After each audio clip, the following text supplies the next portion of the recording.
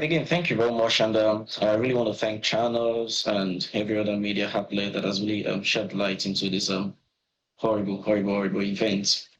As you said, rightly noted, I had the privilege to listen and watch the interview from you had with the special advisor to the governor on community security matters, and of course the police PPR.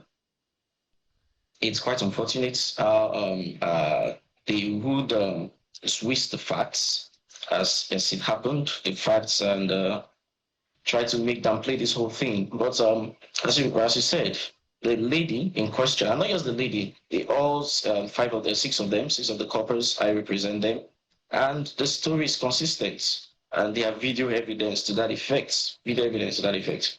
On that very day, they were in their lodge, charging their devices, and two of them were teachers marking scripts and doing their school assignments. Where these men suddenly they were barging on the door, and Jennifer in question was trying to open the door, and they just kicked the door in, you understand, kicked the door and bashed in, and it almost hit her face. And everybody was scared. These are very, very young people. They were scared. And these men in question were masked. Most of them were masked on mufti with guns. So you could imagine how scared these young kids were. And they were trying to inquire, who are you guys, please? Who are you? Why would you just barge into the door? And they said, who are you? All of you, come with us. And they were trying to inquire, who are you people? They wouldn't identify themselves. They didn't give any identification. And they were just saying, come down, come with us, come to us. You're all thieves, you're all Yahoo people. What are you people doing here? Come with us. And they were trying to identify themselves that, we are not Yahoo people. Well, we don't know what you're talking about. We are coppers. They brought their ID cards. They were even showing them, because of course it was their room, and they were showing them their uniform and documents and all of those things. And I said, it's not possible we just make up these things. We are actually coppers, and this is a coppers lodge. They wouldn't get anything, they wouldn't get any of it. And they're trying to push them. And of course, at the end of the day, when they're trying to drag them downstairs, one of the, especially Jennifer said, this was why they actually pounced on her, As she said, she insisted that if you must take us, they had to seize their gadgets. In the act, it was like a raid. They took their gadgets, their phones, and all of those things. And Jennifer was insisting that, please, if you must take us anywhere, would you allow us call our AGI? Because we don't know who you are. We're not sure. We're not sure who you really are, and we don't know where you're taking us to. Can you please extend us a courtesy to call our AGI? And she said, I will not leave here until you let me call my AGI. And this started molesting her.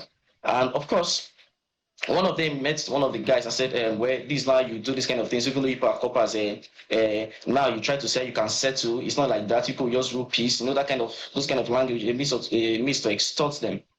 But they would not have any of that. And they said, okay, please, let us call our AGI. We're coppers, we don't have money.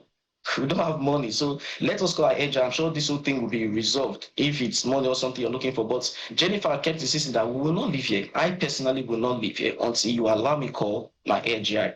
And that's when they started pouncing on her. And they made comments, derogatory comments, that, who are you to speak? You're even a girl. Some of which was spoken in Igbo language. You're even a lady who gives you the right to speak to us and to speak to us. And they started beating her. And so she said, okay, please, let me change it to something appropriate. Let me put on pants. Let me put on pants, trousers. What I'm putting on is not too nice. I don't even know where I'm going to.